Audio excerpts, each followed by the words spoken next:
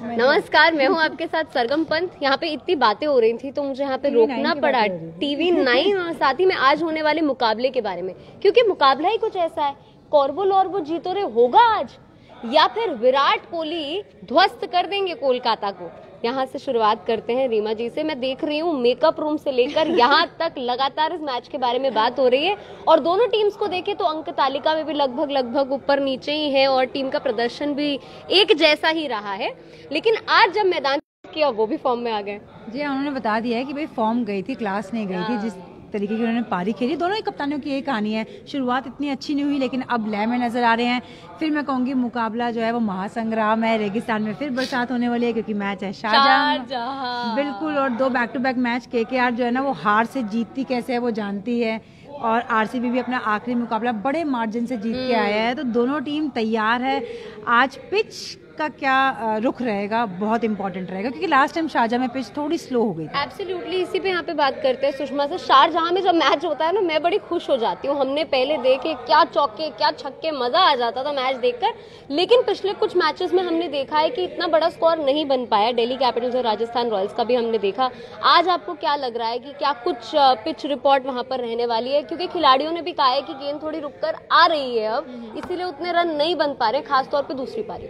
जी हाँ, अगर हम टूर्नामेंट की शुरुआत में देखें, जो भी शारजाह में मैचेस हुए हैं 220 और आप 210 ऑलमोस्ट 200 प्लस सारी गेम्स जा रही थी, और चेजिंग में भी दूसरी टीम पास ही पहुंच रही थी। तो शायद अब जिस तरीके की प्लेयर्स भी बात कर रहे हैं कि विकेट स्लो हो रहा है, और अगर हम बात करें पिछले मैच की जो शारजाह में हुआ है, जिस तरीके की हम एक्सपेक्टेशन रखते हैं कि फिर से वैसा ही 6 देखने को मिलेगा, बट ऐसा नहीं हुआ। थोड़ा सा डिफरेंट था कि क्योंकि जिस तरीके से प्लेयर्स कह रहे हैं कि विकेट थोड़ा सा स्लो होने लगे हैं, तो जिस तरीके की हम बात भी कर रहे हैं सीजन की शुरुआत में कि आप धीरे धीरे आपको आपके स्पिनर्स ज़्यादा इफेक्टिव दिखने शुरू होंगे, और विकेट आपको बॉलर्स को ज़्यादा फेवर करेगा एज कम्पेयर टू स्टार्टिंग में जिस तरीके का। तो आज भी उम्मीद है कि वैसे छोटा ग्राउंड है और दोनों टीम्स का बैटिंग बहुत सॉलिड है, और उम्मीद है कि लंबा अच्छा मैच देखने को मिलेगा, हाई स्कोरिंग गेम होगा। बट देखना होगा कि बॉलर्स किस तरीके से यूटिलाइज करते हैं अगर विकेट फेवर में है तो जैसे भी सुषमा ने यहाँ पर कहा कि दोनों का जो बैटिंग लाइनअप है वो अच्छा है, लेकिन केकेआर के लिए 2 झटके जो आज सामने आ रहे हैं, क्योंकि आंद्रे रसेल इंजर्ड हो गए थे लास्ट मैच में।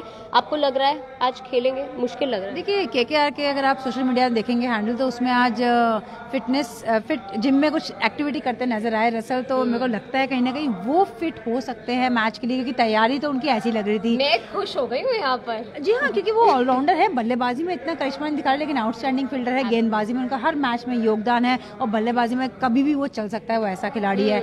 लेकिन बड़ा झटका, मैं कहूंगी उससे भी बड़ा झटका सुनील नारायण। एब्सोल्युटली, वो मैं सवाल पूछने ही वाली थी यहाँ पर। सॉरी मैं बीच में बोल पड़ी। ना बिल्कुल, आप सवाल पूछिए, मैं वापस जवाब दूंगी। क्योंकि मुझे लगता है कि सुनील नारायण को लेके जब भी केकेआर का मैच हुआ है, वो जरूर एक सेंटर पॉइंट रहे हैं डिस्कशन का, और आज भी रहे हैं। पहले की वही जहां वो आ रहे थे, जिस नंबर पर नहीं कर पा रहे थे बैट से इतना ज्यादा, लेकिन ऑब्वियसली गेंदबाजी को लेकर भी अब उन्हें वार्निंग दे दी गई है उनके एक्शन को लेकर। तो आपको लग रहा है आज वो खेलेंगे? देखिए, मुझे लगता है पहले ना उनको सेंटर ऑफ अट्रैक्शन बनने की आदत है। पहले बल्लेबाजी में कहीं ना कहीं किसी न किसी बात में उनका नाम जरूर आता था। गेंदबाजी में वो शुरू से ही चर्चा में है अपनी परफॉर्मेंस की वजह से। डेफिनेटली यस, पहला पॉइंट। दूसरा, एक्शन पहले भी एक बार बैन हो चुके हैं, फिर अपना एक्शन चेंज करके आए थे, लेकिन लास्ट मैच में मैच विनिंग गेंदबाजी की लास्ट ओवर में, और शायद उसी ओवर की वजह से चेकिंग में आया, क्योंकि काफी तेज गेंद करते। लेकिन अब अगर आगे वाले मैचेस में आप देखेंगे तो मुझे लगता नहीं कि वो तेज गेंद फेंक पाएंगे, क्योंकि पहली वार्निंग आपको माफ होती है, मतलब आप बॉल डाल सकते हैं, लेकिन दूसरी वार्निंग बाद आप बैन हो जाते हैं। और आज मुझे नहीं लग रहा कि उनको मैच का हिस्सा बनाया जाएगा, क्योंकि आमतौर पर ऐसा होता है जब आप चेकिंग में आते हैं तो कहीं ना कहीं वो गेंदबाज के दिमाग में खेलता है, और जब वो माइंड गेम के लिए आते हैं तो आप उस प्लेयर को 1 या 2 मैचों के लिए थोड़ा ब्रेक देते हैं, रिफ्रेश होने के लिए और अपने बॉलिंग एक्शन में वर्क करने के लिए। तो कहीं ना कहीं मुझे ऐसा लग रहा है, क्योंकि जितना क्रिकेट मैंने खेला, जितना समझा है उस प्रॉब्लम का हल यही है कि आप थोड़ा गैप दीजिए। तो मुझे नहीं लगता कि आज सुनील नारायण हमें खेलते नजर आएंगे। इसी पे मैं सवाल आपसे पूछूंगी, जैसे यहाँ पे रीमा जी बोल रही हैं कि साइकोलॉजिकली ऑब्वियसली इफेक्ट काफी पड़ता है, आपके गेम पर इफेक्ट पड़ता है। तो जैसे रीमा जी यहाँ पे बोल रही हैं कि उनके ख्याल से तो आज उनको रेस्ट दिया जा सकता है। अगर ऐसा होता है तो उनकी जगह क्या लॉकी फर्ग्यूसन को खिलाया जा सकता है? मैं रीमा दी के बाद में एक और चीज़ ऐड करना चाहूँगी कि एक ऐसा खिलाड़ी जिसके साथ ये पहले भी हो चुका है, आई थिंक वो उससे रिकवर करे हैं पहले भी, तो अगर वो थोड़ा सा कॉन्शियस एफर्ट डालेंगे, बिकॉज बड़ा प्लेयर है, अगर आप कोई आपका आपका डोमेस्टिक प्लेयर के साथ ऐसा हो जाए तो आप सोच सकते हैं कि चलो ठीक है, आप बेंच में बैठ के you learn a lot, but मुझे लगता है कि वो बड़ा प्लेयर होने का उनका इम्पैक्ट है ना, वो टीम में बहुत सॉलिड है KKR के लिए। फॉरगेट अबाउट बॉलिंग, बट उनका बैटिंग में भी जो पिछले रोल रहा है टीम के लिए, तो अगर हम बात करें कि उनकी जगह पे कौन आ रहा है, तो मुझे लगता है कि it's again difficult decision for KKR की मैनेजमेंट कि आप किसको लेके आ रहे हो। ओवरसीज प्लेयर है और आपके पास उस कैलिबर का ओवरसीज प्लेयर बाहर है या नहीं।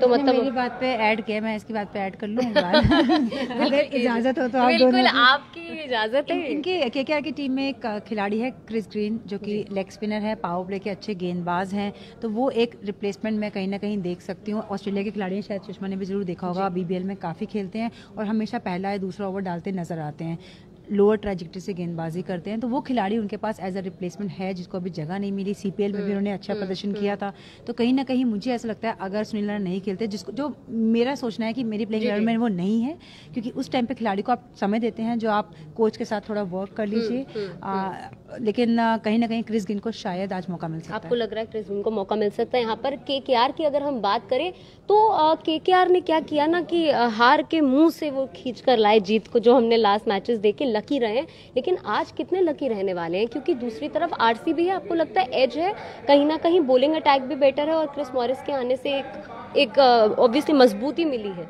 नो डाउट, क्योंकि जिस तरीके से RCB ने वापसी की है, कमाल की वापसी की है, प्लेयर फॉर्म में नजर आ रहे हैं। क्रिस मॉरिस एक ऐसा एडिशन है जिन्होंने आते ही बढ़िया गेंदबाजी करी, बल्लेबाजी में भी अभी उनका जौहर दिखाना बाकी है, और आप छोटे ग्राउंड पे खेल रहे हैं तो उनसे बड़े शॉट्स एक्सपेक्ट कर सकते हैं। और रन मशीन कोहली का फॉर्म में आना आइसिंग ऑन द केक है, साथ में डिविलियर्स है, एरन फिंच की एक फॉर्म है जो थोड़ा सा शायद परेशानी में डाल रही है, लेकिन वो ऐसे खिलाड़ी हैं जब आप किसी को बैक करते हैं तो अच्छे खिलाड़ी को बैक करना बहुत आवश्यकता होती है इस चीज़ की, और वो ज़रूरी है इनको बैक करना, क्योंकि उनका बल्ला जब चलेगा ना तो ये जो टीम है ना ये आपको फाइनल में जाती हुई नजर आएगी। रीमा जी कब चलेगा? मतलब एक में चल रहा, दूसरे में नहीं चल रहा। याद होगा मुंबई इंडियंस में डिकॉक फेल हो रहे थे, हाँ, लगातार और लगातार फ्लॉप थे, लेकिन उन्होंने लास्ट 2 पारियां जो खेली हैं match winning knock. Surya Kumar Yadav starting में फेल हुए, मैच विनिंग नॉक। DK जिसके उतने क्रिटिसाइज कर रहे थे, match winning knock.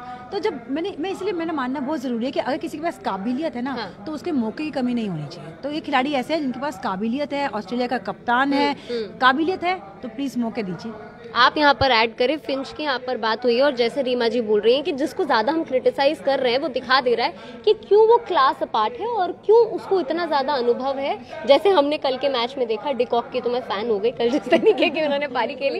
Aaron Finch के लिए क्या कहना चाहेंगे, और साथ ही में डिविलियर्स, क्योंकि जब दूसरी पारी की बात आती, सेकेंड इनिंग्स में वो इतना अच्छा नहीं खेल पा रहे हैं अभी तक।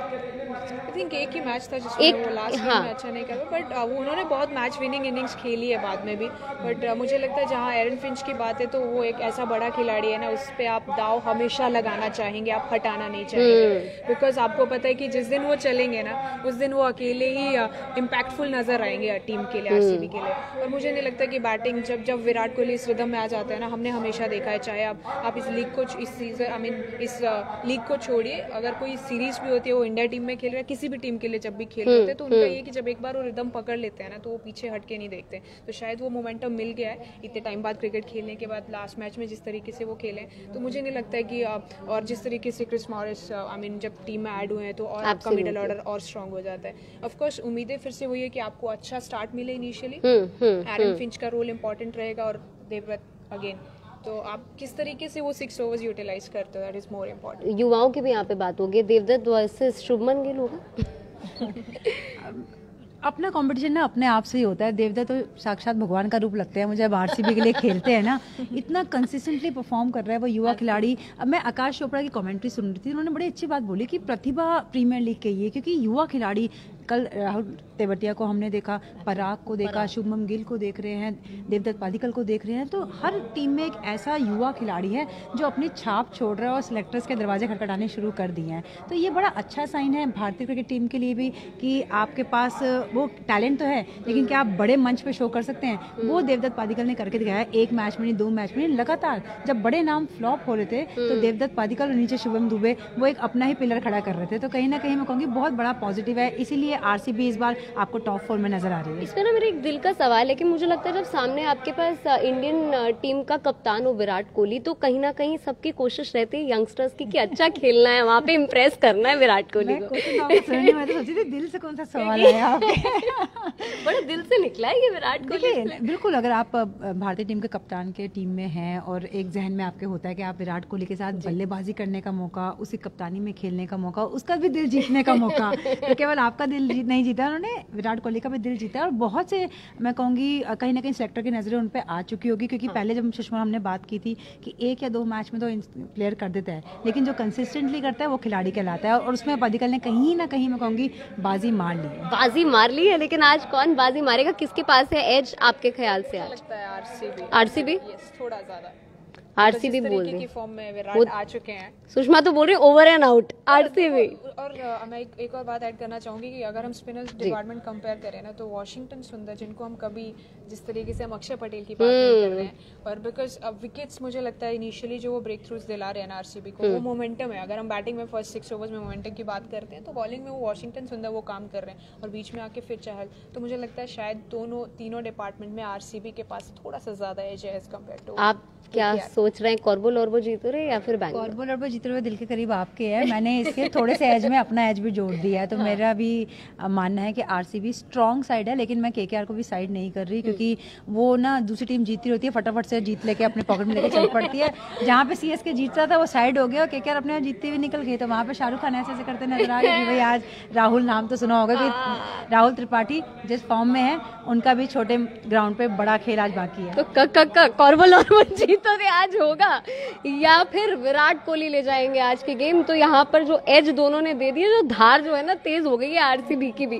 तो देखना होगा मैदान में क्या कुछ होगा, लेकिन कांटे का मुकाबला हर दिन ही होता है। वैसे मंडे को हम बोरिंग मानते हैं, पर आज मंडे मुझे बोरिंग नहीं लग रहा है। आज मुझे लग रहा है कि कुछ घातक होने वाला है। तो टीवी स्क्रीन से अपनी नजरें मत इधर उधर घुमाइएगा, और साथ ही में 7 बजे TV9 भारतवर्ष देखना तो बिल्कुल मत भूलिएगा, क्योंकि एक बार फिर से ये जुड़ने वाले हैं और खूब सारे सवाल जो होंगे आपके, जो शायद इस लाइव में मैं नहीं पूछ सकी, वो भी हम पूछेंगे। और तब तक के लिए आप सभी को अपना ख्याल रखना है और कल का इंतजार करना है।